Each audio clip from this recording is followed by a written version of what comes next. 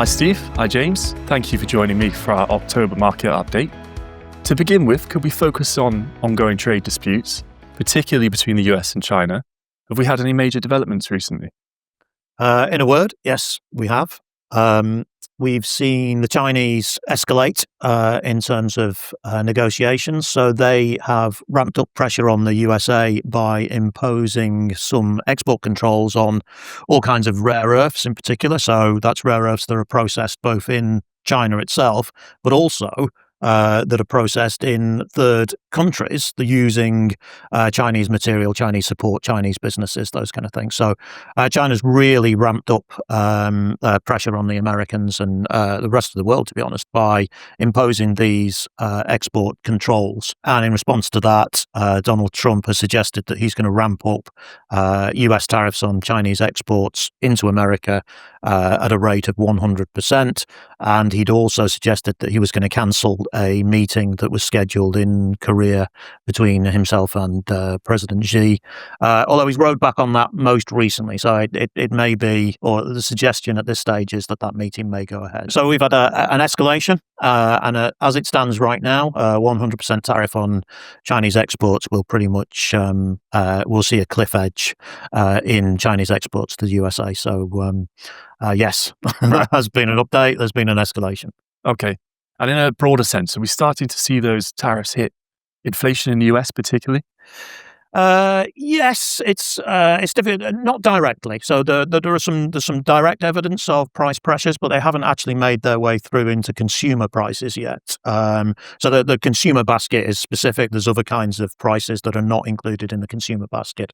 And inside the consumer basket, it looks like sort of core goods are looking a bit sticky. So there was an expectation that services inflation, that kind of thing, would come down, and that would lead to an overall decline in US inflation. So US inflation is running at about 3%, has been for the last 12 months or so. It's been sort of stuck in a rut.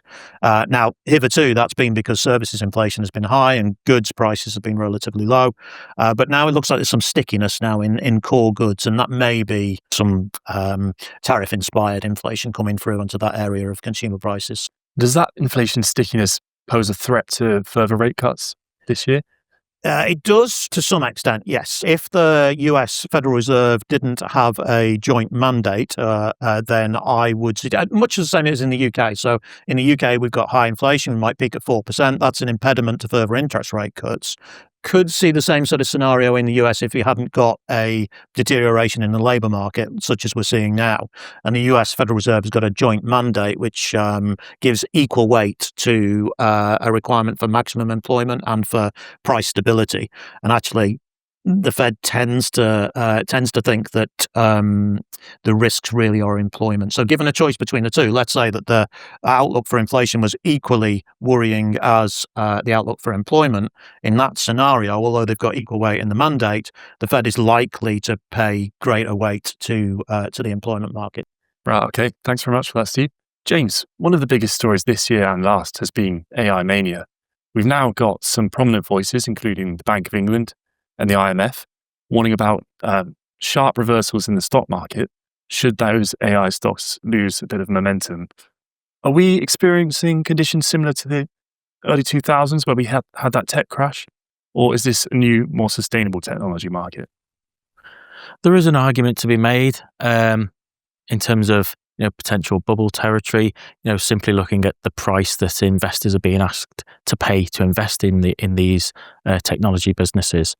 You're right in terms of the Bank of England, the IMF are suggesting potential sharp sell-offs, and also we can look to the valuations that these businesses trade on. Their prices, stock prices, compared to their earnings that are coming through. So these businesses are trading at elevated valuations. However, they are extremely profitable, these businesses. So there are comparisons that can be drawn. However, we are, looking further ahead. These businesses are expected to grow their earnings ahead of the broad market into 2026. Thanks, James. And is this a concern that we've been factoring into our outlook? It is, yeah. I mean, one of the rationale behind the Bank of England and the IMF's warnings about high valuations is if we imagine that lower valuations offer some support to equity markets, the higher your valuation, the further you are from those low valuations. So the further you are from support, so that if you get a sell-off in the market, it's got further to fall before it sort of aligns with some kind of rationale for good value. So we're sensitive to that. We've been sensitive to that for some time. We've made sure that we're not overexposed in areas where valuations are particularly high. But one thing I will add, though, is that bull markets tend not to die simply because the valuations are stretched. Usually there's an exogenous factor. Some factor creates an end or a decline in asset prices. Usually that's associated with something like a recession or a war or a pandemic, as we've seen in recent decades. But we're reasonably happy that we're not overexposed to that particular risk. Been cognizant of it for a while now. So focusing on the UK, we've had sluggish economic growth over the last few months.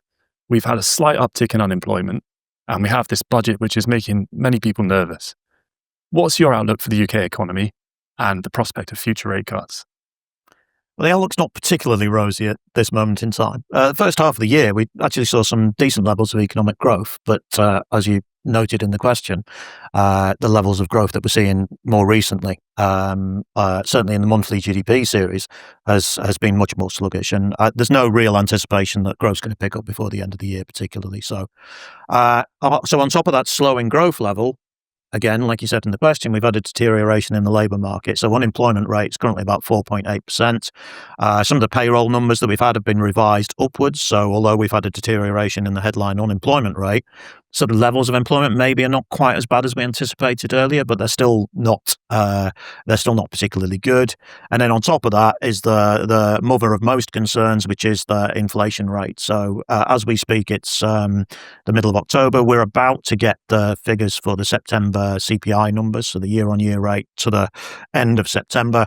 The anticipation is that that's going to peak out at 4%. It could be 4.1, somewhere around there. Keep your fingers crossed it's 4 or lower. But that is broadly anticipated to be the peak rate of inflation, and thereafter expectations are for inflation to slow towards target over the next 18 months or 2 years. Fingers crossed it happens a little bit sooner, but that inflation rate is the impediment to interest rate cuts from the Bank of England. So we expected, or I anticipated, 4 interest rate cuts this year. We've had 3. Looks like that 4th interest rate cut is unlikely to happen now. We've only got 2 meetings left. There's the November meeting, 6th of November, then there's a late December meeting too. The odds of an interest rate cut in November are fairly low at this point in time, and I haven't got great hopes for that December meeting too. James, gold has performed excellently this year. It keeps reaching new all-time highs. What has driven its meteoric rise? Well, gold's been a key contributor to our portfolios throughout 2025. And there are really 3 contributors to the performance of the asset. So firstly, central bankers are looking to diversify their holdings. They're looking to diversify away from assets tied to the US dollar. Secondly, there's geopolitical tensions. So again, that ranges from the Ukraine-Russia war through to the more recent trade tariffs under the Trump administration. And then thirdly, it's more of a fear over the sustainability of government's fiscal deficits. Fiscal deficit meaning a government is spending more than it brings in through revenues.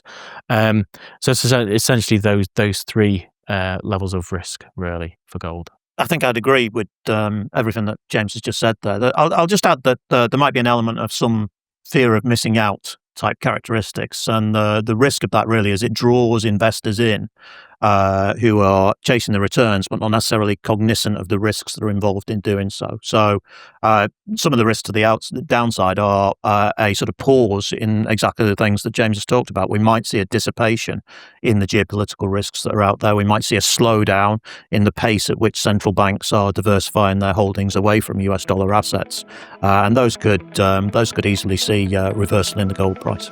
That's a really good point, Steve. And thank you both for joining me for our October market update.